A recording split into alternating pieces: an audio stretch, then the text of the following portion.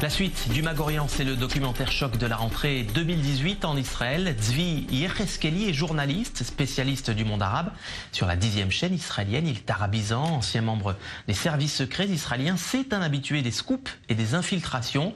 En 2012 déjà, souvenez-vous-en, il s'était fait passer pour un journaliste palestinien sur les traces du djihad européen, retentissement planétaire. Eh bien, il récidive cette année avec Fausse Identité. C'est un doc en 5 épisodes où il endosse cette fois-ci les habits de Hajj Abu Hamza, un cheikh richissime du Moyen-Orient venu financer copieusement les frères musulmans en Occident pour y propager un djihad silencieux. La chaîne du Qatar, Al Jazeera, vient même de se fendre d'un article en arabe sur ce documentaire événement. C'est donc tout naturellement que je dis bonsoir à Zvi Yecheskeli, alias Cheikh Abu Hamza. Bonsoir Zvi.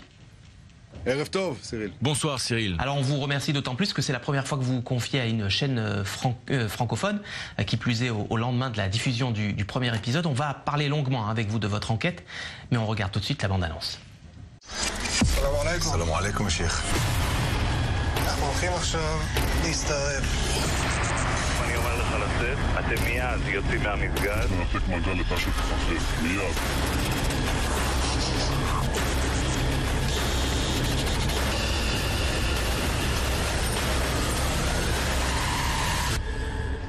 تفسير وتسميته حج ابو حمزه. حج ابو حمزه نايمود. انتم من الاردن؟ نعم نحن لاجئين فلسطينيين. كيف عرفتونا؟ ريكا سمع مسجد صغير عليكم. صدق مشاكي ناقص.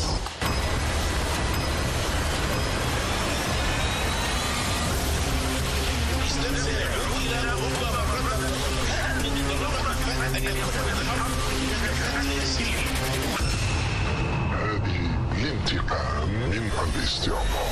בזהות בדויה, צבי יחזקאלי בג'יהאד יום הדין, סדרה חדשה, בקרוב. Zvi Yecheskeli, l'idée de faire un tel documentaire germe dans votre esprit avec un rapport confidentiel du gouvernement français commandé à une société israélienne de renseignement. Racontez-nous. Absolument. Le gouvernement et les services français commandent un rapport d'une société de renseignements israéliens composée d'anciens membres des services secrets israéliens. Il y a 2 ans, ils cherchaient à en savoir plus sur l'activité de la confrérie des frères musulmans, dont l'émanation américaine était d'ailleurs soupçonnée d'avoir transféré des fonds au Hamas. De nombreuses informations venues de l'étranger affluent sur l'existence d'une activité intense de l'UOIF en France. Une fois le rapport présenté, je prends connaissance des principaux éléments qui nous paraissent intéressants. Dès lors, nous comprenons l'importance de l'activité de l'UOIF en matière de construction de mosquées, de réseaux éducatifs, de dons financiers exclusivement destinés au Hamas dans la bande de Gaza.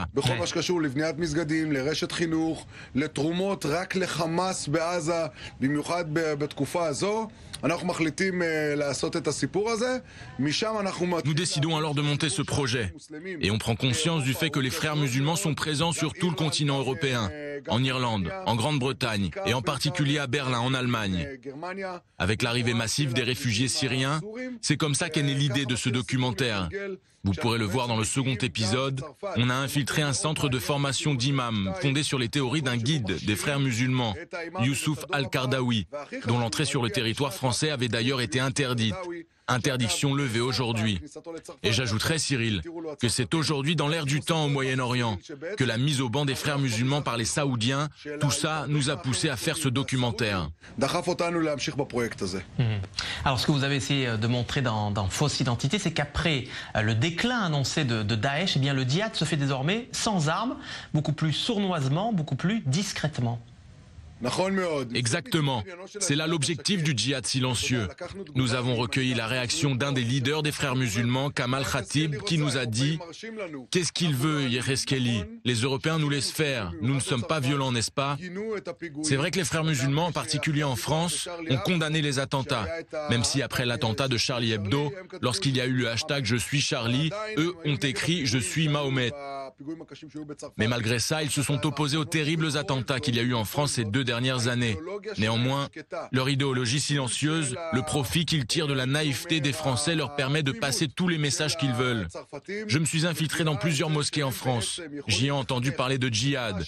J'ai entendu les imams interdire de souhaiter joyeux Noël pour les fêtes, de s'ériger contre l'assimilation. Autant de choses que les Français ne peuvent pas soupçonner car ils n'ont pas accès de l'intérieur. C'est ça la méthode. Aujourd'hui, l'islam radical comprend qu'une action silencieuse est beaucoup plus efficace sur le long terme qu'une action terroriste. Au contraire, l'Europe a réussi à se prémunir contre le terrorisme, mais pas contre l'idéologie qui cherche à l'islamiser.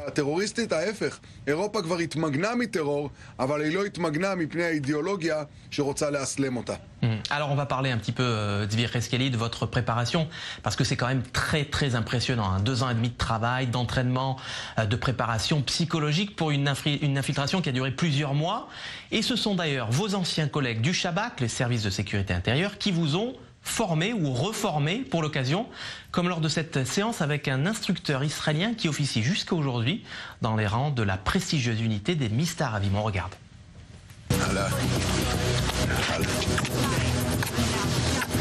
איך אתה? الحمد لله رب العالمين. כוש תמם? الحمد لله.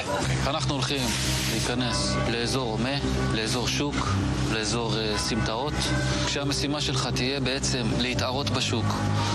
יש לנו פה משקפיים שהן צלמות, אז תשים רגע את המשקפיים. זה שובר לנו את הלוק. בואו נחזור רגע לקסקט, ובואו ננסה את המייל הזה. ובסדר גמור.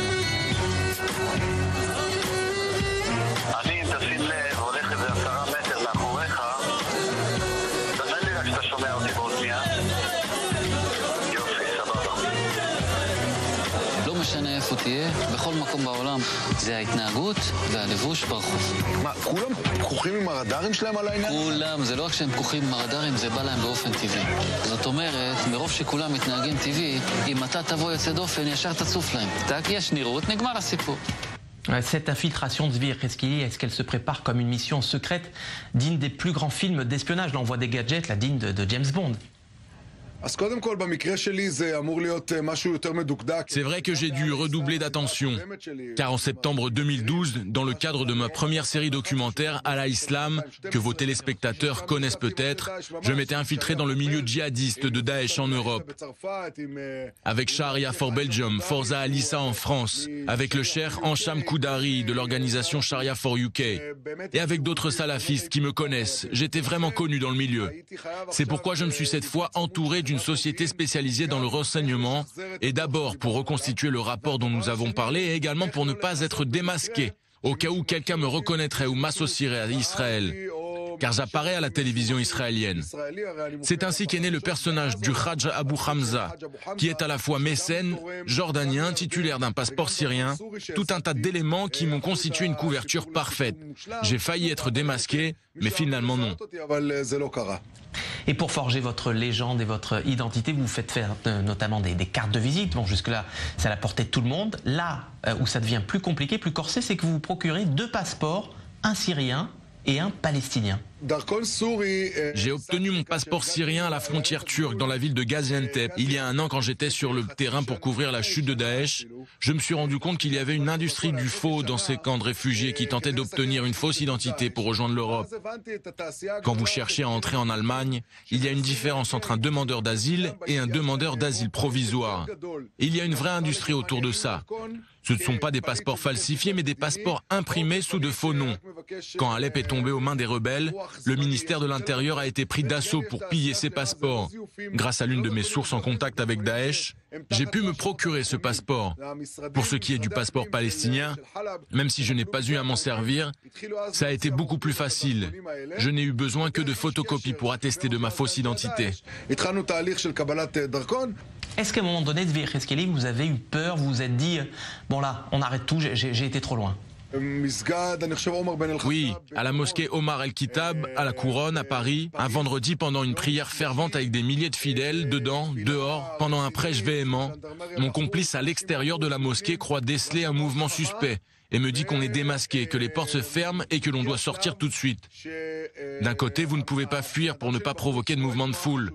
Le succès ou l'échec de ce genre d'opération tient à peu de choses.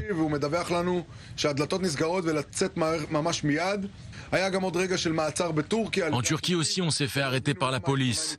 On ne comprenait pas pourquoi j'étais déguisé, équipé de caméras cachées, de faux passeports.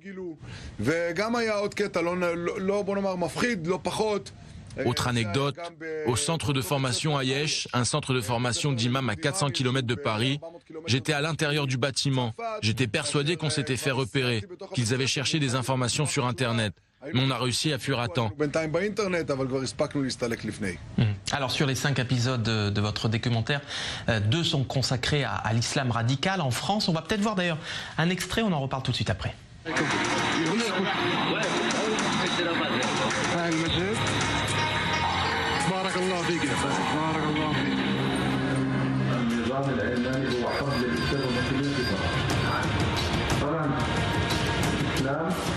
Et dans le cadre de cette enquête sur l'UOIF, vous avez rencontré Sami Debar, c'est le fondateur du CCIF, le collectif contre l'islamophobie, candidat aux législatives en 2017. Que vous a-t-il dit précisément ? Pendant notre tournage en France, on a été accompagné par un journaliste français, Jean-Paul Ney. C'est un journaliste qui a écrit sur l'UOIF. C'est à ce moment que Samer Dabar est apparu. On savait qu'il cherchait à faire une carrière politique. Ce que je voulais savoir, c'est qui finançait l'UOIF et pourquoi ces financements finissaient dans les caisses du CBSP, le Comité de bienfaisance et de secours aux Palestiniens, une organisation qui a financé des kamikazes. Il m'a ouvert la porte et a reconnu que le Qatar, qui est la maison mère de la confrérie des frères musulmans, finançait son organisation. De mon point de vue, c'était suffisant. Il m'a parlé de la tactique qui consiste à faire des musulmans de France des victimes dans le débat public français. Zvi Yehezkeli, ce sera ma dernière question sur le plan purement journalistique. Est-ce que vous ne craignez pas de donner aux téléspectateurs israéliens une image un peu biaisée de ce qu'est la réalité de l'islam en Europe, d'être accusé au fond de faire un peu le jeu de l'extrême droite européenne et de sa théorie du grand remplacement ? Tout d'abord, on peut tout à fait discuter de la dimension spectaculaire du documentaire. Ce dont je suis sûr, c'est qu'il y a sans aucun doute une valeur journalistique. Je sais que Jean-Paul Ney, par exemple, ne peut pas retourner en France à cause des menaces dont il fait l'objet. Je sais que les frères musulmans sont accusés de manipuler les musulmans de France.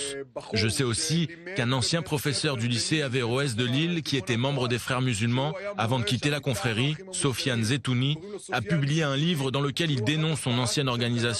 Est-ce que tout cela est exagéré ? À vous d'en juger.